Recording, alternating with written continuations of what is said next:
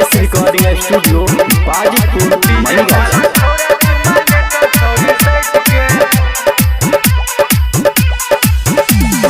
DJ वाला छौरा चुमा ले तो छौरी सैट के रोहट के। हाँ हाँ डीजे वाला छौरा चुमा ले तो छौरी सैट के रोहट के।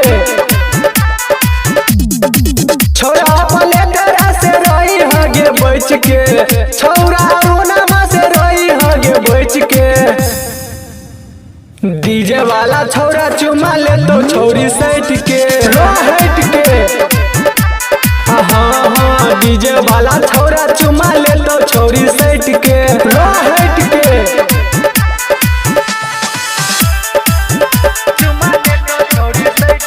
रोहट के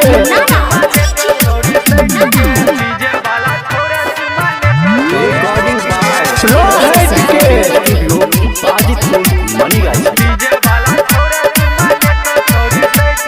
रोहट के पतली कमर तोहर समसन बाल छो, गाले गुलाबी होठ तोहर लाले लाल छो।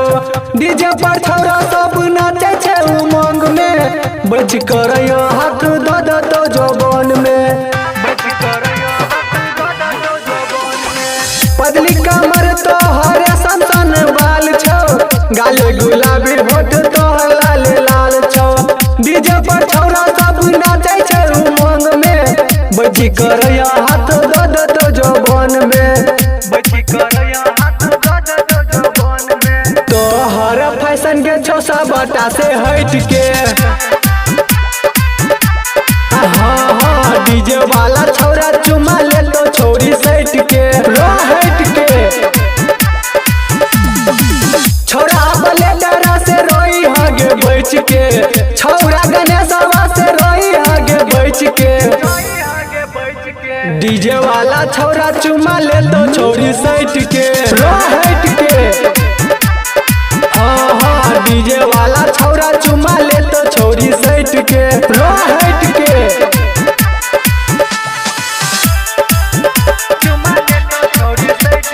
रोहट के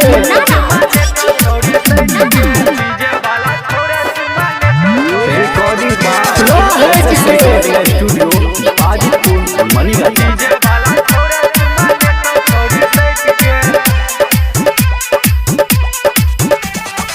छौरा अरुण मा तोरा डांसर बने तो, श्रीराम के डीजे पर रोजे नाचे तो। एगो सटा के छौरी दे तो तोरा 500, मौका मिलल छो एहन छोरे ने चांसो। हाँ छौरा अरुण मा तोरा डांसर बने तो, श्रीराम के डीजे पर रोजे नाचे तो। एगो सटा के छौरी दे तो तोरा 500, मौका मिलल छो एहन छोरे ने चांसो। राइटर रोशन सो मन नाचे तो गे सैट के। राम रंगीला गाना गब तो गे नाच के।